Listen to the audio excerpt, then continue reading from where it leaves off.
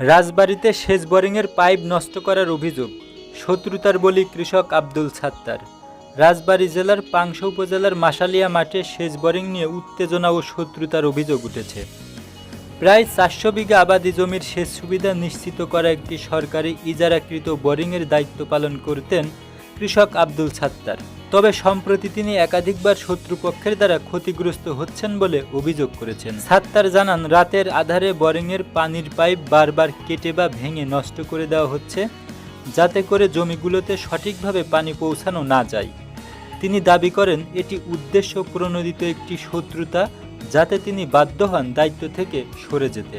সরকারের অনুমোদন অনুযায়ী দীর্ঘদিন ধরে সেচ ব্যবস্থাপনা পরিচালনা করে আসা এই কৃষক বলেন, আমি চাষিদের কথা ভেবে দিনের পর দিন বিনা লাভে সেচ দিয়ে আসছি, অথচ কিছু দুষ্কৃতকারীরা বারবার আমার ক্ষতি করছে।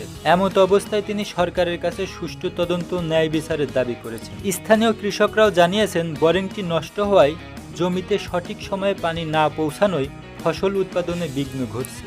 একজন কৃষকের নিষ্ঠা ও শ্রমকে কেন্দ্র করে এমন অনাকাঙ্ক্ষিত ঘটনা শুধু ব্যক্তি নয়, পুরো কৃষি ব্যবস্থার ক্ষতি করে।